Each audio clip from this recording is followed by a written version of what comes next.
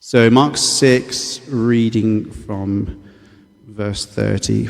The apostles gathered round Jesus and reported to him all they had done and taught. Then, because so many people were coming and going that they did not even have a chance to eat, he said to them, "Come with me by yourselves to a quiet place and get some rest." So they went away by themselves in a boat to a solitary place. But many who saw them leaving recognized them and ran on foot from all the towns and got there ahead of them. When Jesus landed and saw a large crowd, he had compassion on them because they were like sheep without a shepherd. So he began teaching them many things. By this time it was late in the day, so his disciples came to him. "This is a remote place," they said, "and it is already very late.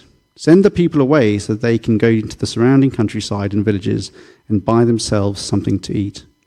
But he answered, "You give them something to eat." They said to him, "That would take more than half a year's wages. Are we to go and spend that much on bread and give it to them to eat?" "How many loaves do you have?" he asked. "Go and see." When they found out, they said, 5 and 2 fish. Then Jesus told them to make all the people sit down in groups on the green grass. So they sat down in groups of hundreds and 50s. Taking the 5 loaves and the 2 fishes and looking up to heaven, he gave thanks and broke the loaves. Then he gave them to his disciples to distribute to the people. He also divided the 2 fish among them all. They all ate and were satisfied, and the disciples picked up 12 basketfuls of broken pieces of bread and fish. The number of men who had eaten was 5,000. Immediately, Jesus made his disciples get into the boat and go on ahead of him to Bethsaida, while he dismissed the crowd. After leaving them, he went up on a mountainside to pray. Later that night, the boat was in the middle of the lake, and he was alone on the land. And he saw the disciples straining at the oars because the wind was against them. Shortly before dawn, he went out to them, walking on the lake. He was about to pass them by, but when they saw him walking on the lake, they thought he was a ghost. They cried out because they all saw him and were terrified. Immediately he spoke to them and said, "Take courage, it is I. Don't be afraid." Then he climbed into the boat with them, and the wind died down. They were completely amazed, for they had not understood about the loaves. Their hearts were hardened. When they had crossed over, they landed at Gennesaret and anchored there. As soon as they got out of the boat, people recognized Jesus. They ran throughout the whole region and carried those who were ill on mats to wherever they heard he was. And wherever he went into villages, towns, or countryside, they made those who were ill in the marketplaces. They placed those who were ill in the marketplaces. They begged him to let them touch even the edge of his cloak, and all who touched it were healed. Amazing. Thank you very much.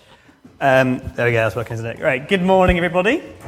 Good morning. Yes. If we haven't met before, my name's Matty. I'm Chris and Karen's son-in-law. I'm normally based in Birmingham, where I work for UCCF, which is a charity that helps students share the gospel with their friends. But I'm here today to help us dig into this passage together. And it might only be August, but I want to start today by showing you all an amazing Christmas gift idea to help you all get ahead of your Christmas shopping. Here it is. It's a grow your own Jesus. I think I've got a picture of it up on the slide if you can't see it where you're sat. I was given one of these last year. I used mine, so I borrowed this one from a friend to show you all today. But it looks really good, right? The box says it can grow 600% its size. It's got 4.4 stars on Amazon. The description says it's a perfect gift for your uncle, niece, nephew, brother, sister, boyfriend, girlfriend, husband, wife, children, teenagers. It's a pretty exhaustive list. It's a good product. Not only that, but the box says it can help with all sorts of things. He is always there for you. His love is unending. He is a forgiver. He will never judge you, but always love you. The Grow Your Own Jesus is there for you, loving you and helping you whatever you might face.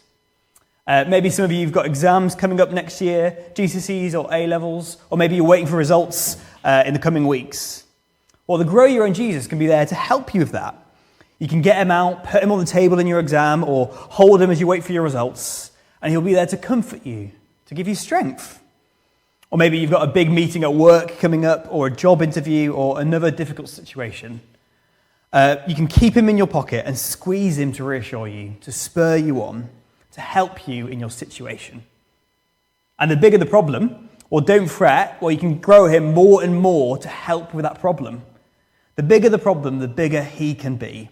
A Grow Your Own Jesus is the perfect gift, and it's only $3.99. Well, actually, in full honesty, I think I expected a bit too much of my Grow Your Own Jesus. I think 600% was a massive exaggeration. And more than that, he didn't really help with any of my problems. Some of you might be wondering, what does this have to do with the passage we just read? And I think my point is this.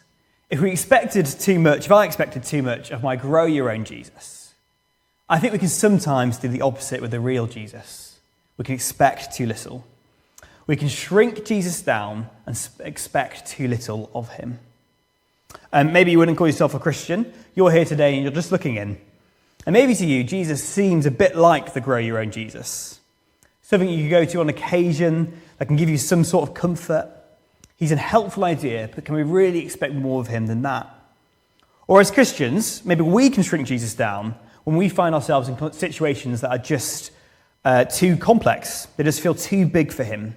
Maybe too difficult, too overwhelming, too out of control. A situation where we can't see the way out. It just seems impossible. We don't know if Jesus can help us. We just don't know where he is in it. We can't feel him. Or maybe we shrink Jesus down just because we expect him to only help with some things, whether that's an exam or a job interview or whatever. Those are important things. Jesus is with us and he wants to help us in them. But he came to do so much more than that. The real Jesus is much bigger and much better than the Grow Your Own Jesus. And this passage will show us that today. As we'll see, the disciples expect too little of Jesus as well, twice over.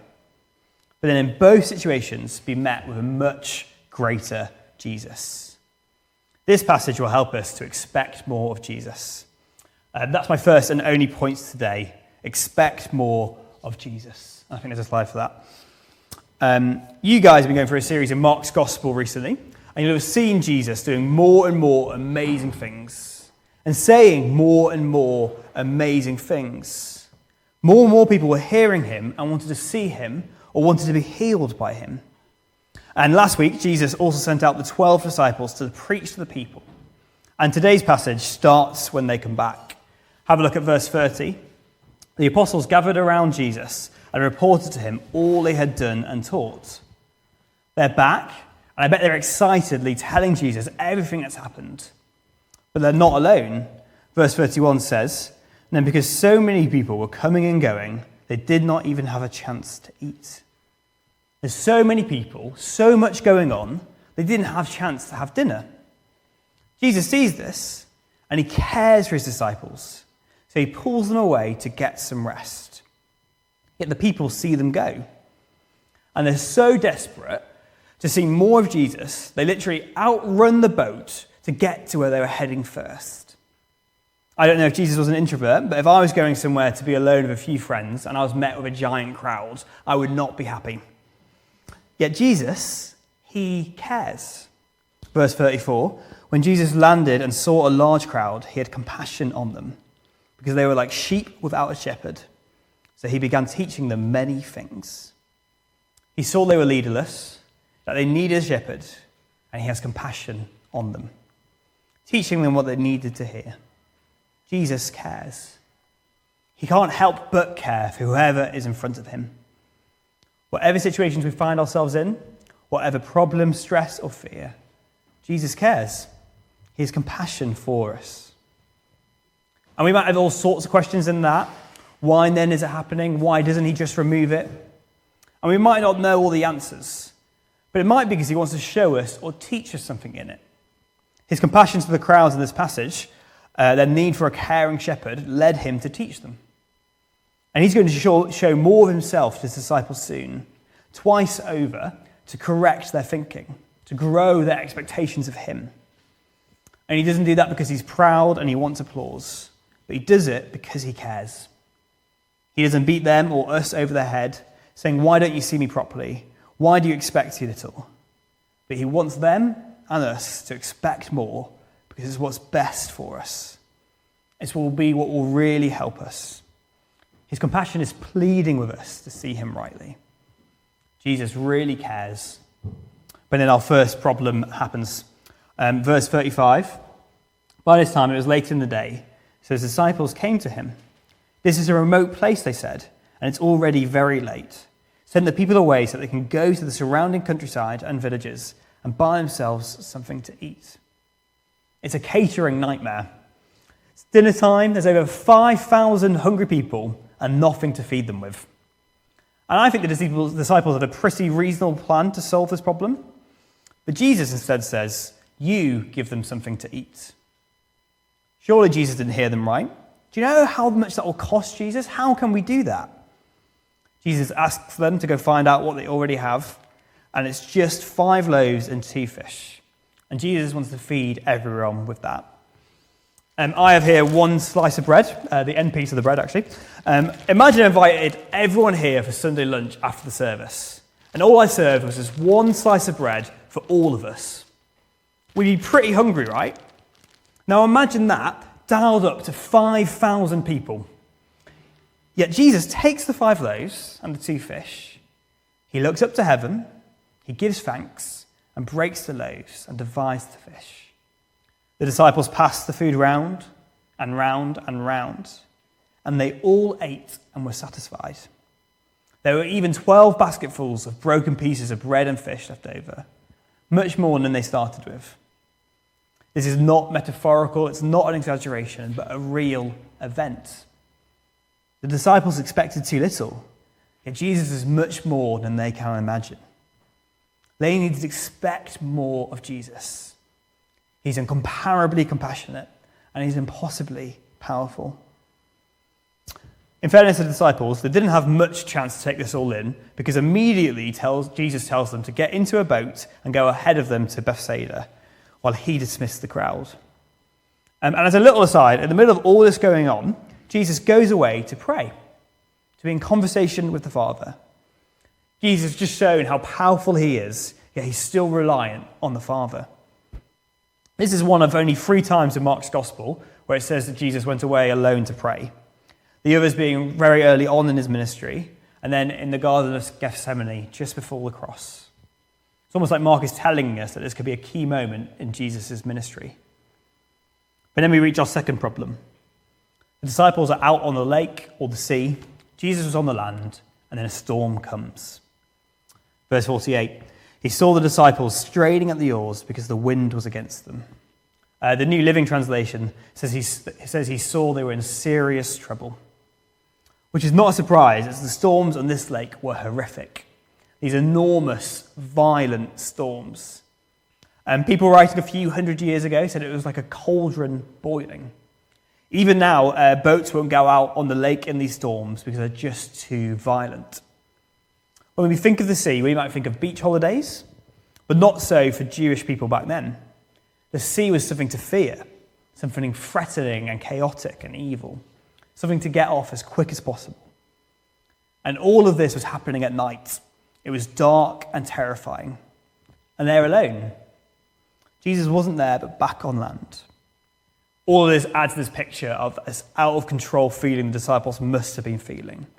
They must have been wondering, why is Jesus not here? Why has he left us? They're vulnerable, exhausted, out of control, alone and terrified for their lives. And Jesus, he goes out to them. He literally walks on water. Again, this is not a metaphor or a weird scientific anomaly, but a real miracle.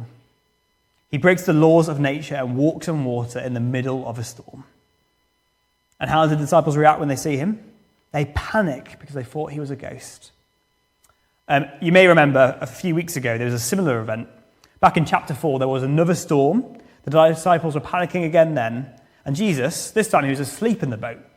The disciples wake him up and Jesus calms the storm. You'd think they might have learned the lesson, but no, they again still expect too little. Jesus doesn't get annoyed at them, but again shows them compassion. Abundant, incomparable compassion. Immediately he spoke to them and said, "Take courage, it is I. Don't be afraid." In the middle of the storm, Jesus comes to them and gives them courage. He says he's here. Don't be afraid. I am with you. I'm for you. He then climbs into the boat and the wind dies down. The disciples again found themselves in another impossible situation. But this isn't just a catering nightmare, but they were literally fearing for their lives. And again, they expected too little. But Jesus is so much more than they could imagine. He's incomparably compassionate. He's impossibly powerful. They need to expect more of Jesus. But I think there's something more going on here too. It's not just that they're expecting too little. Have a look down at verse 51. Partway through it says, they were completely amazed. Not because they forgot about the last time Jesus calmed a storm, but verse 52, for they had not understood about the loaves. There's a link between these two stories. That if they'd understood about the bread, they might have been expecting rightly about Jesus now in the storm. I think this passage is echoing back to the book of Exodus, where there too was a miraculous crossing of the sea and a miraculous provision of bread from heaven, when God miraculously saved his people from slavery to Egypt. I think Mark is saying Jesus isn't just this impossibly powerful, he isn't just incomparably compassionate, but that he's the divine Saviour, just like in Exodus, come to rescue us from our even greater enemy, from sin and death. Jesus is here not just to do mini rescues from hunger and storms, but he's here to do the great rescue, to rescue us from sin and from death. And I think you can see that in his words to the disciples here. He says, "It is I," or more literally in the original Greek, "I am." This was God's self-defining name for himself in the Old Testament, which he says to Moses in Exodus, "I am." And Jesus is saying that is him. I am. I am God himself. This is a big reveal moment. Jesus is showing who he really is, and that explodes all of our other views of him. I don't know if any of you have seen videos of the latest big reveal for the Marvel films. They were introducing their new villain, Dr. Doom. Someone comes on stage dressed as this villain, everyone's wondering what's going on, and then he takes off his mask, and it's Robert Downey Jr., who used to play the hero Iron Man. The crowd were going mad at the big reveal. Everyone was going crazy in the room. And this is Jesus' big reveal. He is God himself. He's the divine rescuer, the great I am, the creator with power over nature. And there is none like him. He is much bigger than the grow your own Jesus, who's there for the occasional small help. But he offers unbeatable, all-powerful, fully loving help. In our storms, he draws near to us and reveals himself to us. He reveals his glory. And Jesus is saying this is who he truly is. And that's why the disciples don't need to be afraid. God is for them. When you see that, see who he truly is, then you'll expect rightly of him. Expect more of Jesus. But I think the issue is we far too often settle for too little. We shrink Jesus down and just want him for some things. The people in the following verses seem to just want healing from him when he's offering so much more. Or maybe we just want comfort and love, like the grow your own Jesus offers. But Jesus is far bigger and far better. He has come to give comfort and love, but he's also come to do so much more. Expect more of Jesus. And if you're not a Christian, what do you make of this picture of Jesus here? That he's not just there as a comfort or occasional help, but that he is incomparably compassionate, impossibly powerful, and the divine Saviour, God himself. That's what has caused millions of people to follow him. Surely these claims are worth investigating to see if they're true. It's worth coming back each week and considering this Jesus that we see in Mark's Gospel. And if we are Christians, how much do we expect of Jesus? How big is our Jesus? If you're anything like me, not big enough. Maybe you're facing something impossible, whether that's a problem that doesn't have a solution, Or maybe you feel in the middle of a storm. You feel out of control, exhausted, and you don't understand. Sometimes these storms might feel quite sudden. You get some bad news about a loved one, your health or job, that comes out of nowhere and you lose all control. Or it might feel like a long building storm, like a battle with mental health, uncertainty about the future, grief of a loved one. It's so natural to ask, where is Jesus in this? Is he big enough for this? Maybe sometimes it feels easier just to shrink him down, thinking he can't help, and instead just to try and do it in our own strength. And that's better than being vulnerable and asking for help when we don't know what his help will be, if it's not what we want. But we need to expect more of Jesus. His compassion is like no other, and his power is mighty and impossibly big. He is God, creator over creation, and he is over every problem and every fear. So we do not need to be afraid. He is with us and for us. We need to expect more. He may calm our storm. But more than that, he works in ways we can't imagine. And that might mean he doesn't always take our storms away. He's not a divine vending machine that if we put in prayers, then he'll send out solutions. But he has purposes we might not imagine. If Jesus hadn't left the disciples in the storm, then they never would have encountered him in the way they did. Jesus reveals himself to us in our storms. We might know him, but we'll never know him in the ways we could unless he comes to us in the storms of life. And the bigger the storm, the bigger the Jesus we meet. Are we ready to see him in our storms? See him truly? Expect more of Jesus. He's come to do so much more than we can imagine.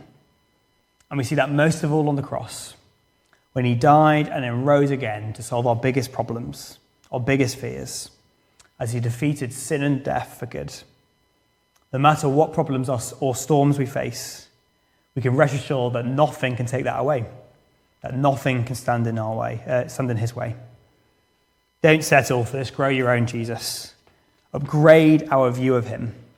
Expect more of our divine Saviour Jesus. Let me pray. Jesus, you are more compassionate and powerful than we could ever know. More than that, you are God and you have come to save us. Help us not to settle for less, sorry for when we have, but help us to expect more, to see more, to feel more of you. Know you are more powerful than any problem or storm, that you've come to do so much more than we can imagine. Grow our vision of you. In his name, amen. Wonderful. I think we're going to sing one more time.